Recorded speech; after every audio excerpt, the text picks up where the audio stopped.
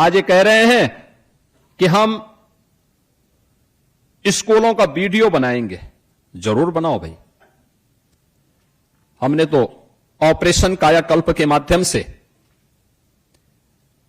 हर school के अच्छी flooring बनवाने में योगदान किया है। बालक और बालिकाओं के लिए अलग अलग टॉयलेट बनवाए हैं। जरूर वीडियो बनाओ भाई। 17 अगस्त को उत्तर प्रदेश के मुख्यमंत्री योगी आदित्यनाथ एक सार्वजनिक मंच से खुलेआम यह बयान देते हैं, लेकिन जरा ठहरिए। ठीक 48 घंटे बाद यानी 19 अगस्त को अयोध्या के जिला बेसिक शिक्षा अधिकारी का एक सरकारी फरमान आ जाता है। स्कूल के अंदर बिना इजाजत कैमरा, मोबाइल, यूट्यूबर या बाहरी बंदे की एंट्री पर पूरी तरह रोक। अब सीधा और चुभता हुआ सवाल यह है कि क्या एक प्रदेश के मुख्यमंत्री के बयान की प्रशासनिक गलियारों में कोई अहमियत नहीं रह गई है? क्या एक जिले का बीएसए सीधे मुख्यमंत्री की बात के उलट सर्कुलर जारी कर सकता है, या फिर मंच से दिए गए वो बयान सिर्फ जनता की वाहवाही लूटने के लिए थे और असली नीति यही है कि कैमरों पर ताला लगा दो? और यह अजीबोगरीब विरोधाभास सिर्फ उत्तर प्रदेश के अयोध्या तक सीमित नहीं है।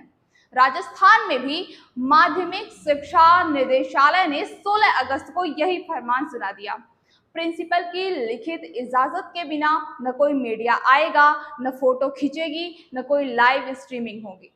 अगर ऑपरेशन कायाकल्प के बड़े बड़े विज्ञापनों और दावों पर यकीन करें तो सरकारी स्कूल तो बिल्कुल चमचमा रहे हैं, चमत्कारी सुधार हो चुके हैं। लेकिन फिर सबसे बड़ा सवाल यह उठता है कि अगर व्यवस्था इतनी ही ठीक है तो जेन अल्फा यानी आज की स्कूल पढ़ने वाली नई पीढ़ी सड़कों पर प्रदर्शन करने क्यों उतर रही है? लखनऊ, आजमगढ़, महोबा, हमीरपुर और उन्नाव जैसे कई जिलों की सड़कों पर उतरकर यही बच्चे चिल्ला चिल्लाकर प्रशासनिक लापरवाही, पीने के गंदे पानी, खराब भोजन, जर्जर भवनों और शिक्षकों की भारी कमी का सच बयां कर रहे हैं। जिस उम्र में इन बच्चों के हाथों में किताबें होनी चाहिए थी, उस उम्र में ये बदहाली के खिलाफ झंडे उठा रहे हैं। तो क्या मुख्यमंत्री के दावे सच हैं, या फिर सड़कों पर उतरकर अपने हक की लड़ाई लड़ने वाले इन बच्चों की चीखें?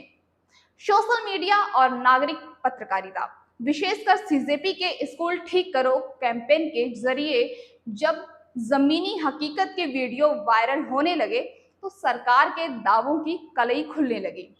कहीं छत से पानी टपक रहा था, वहीं कहीं महीनों से शिक्षक गायब थे, तो कहीं शौचालय के नाम पर सिर्फ ढांचा खड़ा था। जब ये वीडियो आम जनता तक पहुंचे तो प्रशासनिक गलियारों में हड़कंप मच गया और आनन फानन में सुधार करने के बजाय कैमरों को ही बैन करने का फरमान जारी कर दिया गया। अब जरा इस प्रशासनिक चाबुक की बारीकियों को समझिए। राजस्थान में बीकानेर के माध्यमिक शिक्षा निदेशक द्वारा जारी गाइडलाइंस के मुताबिक अब बिना प्रिंसिपल के लिखित अनुमति के कोई भी बाहरी व्यक्ति या मीडिया कर्मी स्कूल परिसर में प्रवेश नहीं कर सकता। विजिटर रजिस्टर में पूरी जानकारी दर्ज करना अनिवार्य है। क्लासरूम, लैब, लाइब्रेरी, हॉस्टल और खेल के मैदानों में वीडियोग्राफी पूरी तरह बंद है।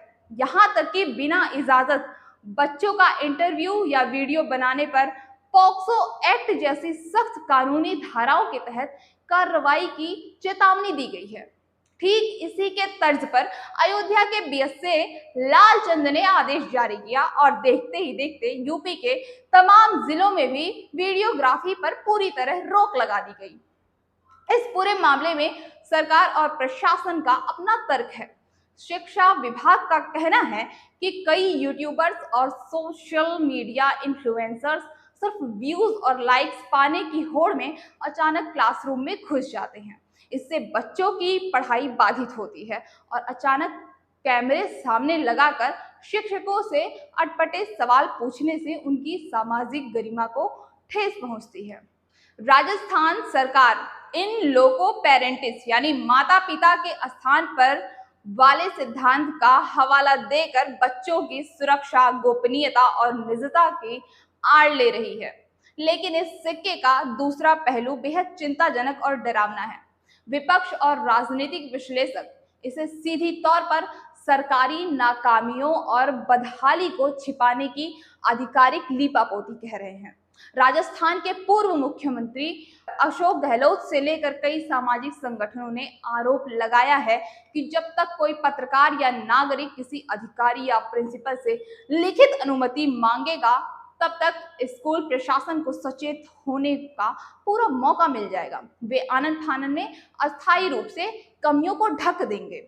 और सबसे बड़ी बात, इस बात की क्या गारंटी है कि अपनी ही पोल खोलने के लिए कोई अधिकारी किसी को वीडियो बनाने की लिखित मंजूरी देगा? यानी सीधे शब्दों में कहें तो जवाबदेही और पारदर्शिता की पूरी तरह खत्म किया जा रहा है। यहाँ हमें डिजिटल युग में नागरिक पत्रकारिता की ताकत को भी समझना होगा। जब मुख्य धारा का मीडिया गांव देहात के इन प्राथमिक और परिषदीय स्कूलों की सुध लेना भूल गया, तब इन्हीं मोबाइल कैमरे ने, स्थानीय यूट्यूबर्स ने और कई जागरूक नागरिकों ने व्यवस्था पर अंकुश लगाया। जब सड़े हुए भोजन और गायब रहने वाले मास्टरों के वीडियो सोशल मीडिया पर तैरने लगे, तभी प्रशासनिक तंत्र हरकत में आया। बेशक सनसनी फैलाने वाले यूट्यूबर्स पर कार्रवाई होनी चाहिए, लेकिन सनसनी रोकने के नाम पर सच दिखाने वाले हर कैमरे को बंद कर देना मुर्गी के डर से पूरा बाड़ा बंद कर देने जैसा है। नेताओं द्वारा मंचों से पारदर्शी शासन और शिक्षा क्रांति के बड़े बड़े दावे करना बेहद आसान है, लेकिन जब वही शासन और प्रशासन ऐसे कागजी फरमान निकालकर सच दिखाने वाली आंख यानी कैमरे पर ताला लगाने लगे, तो यह साफ हो जाता है कि जमीनी हकीकत कुछ और ही है।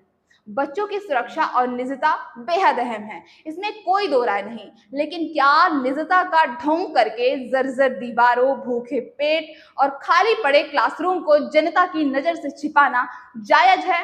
क्या यह प्रशासनिक तानाशाही सरकारी स्कूलों की दशा सुधारेगी या उनकी बदहाली को चार दीवारों के भीतर हमेशा हमेशा के लिए दफन कर देगी? यह सवाल सिर्फ तंत्र से नहीं बल्कि हमसे और आपसे भी है। आप इस सरकारी बैन और मुख्यमंत्री के बयानों के विरोधाभास पर क्या सोचते हैं? अपनी राय नीचे कमेंट में जरूर दर्ज करें। खैर, अब इजाजत दीजिए मुझे यानी मुस्कान को। फिर मिलते हैं अपनी अगली वीडियो के साथ। देखते रहिए बेधड़क खबर। शुक्रिया।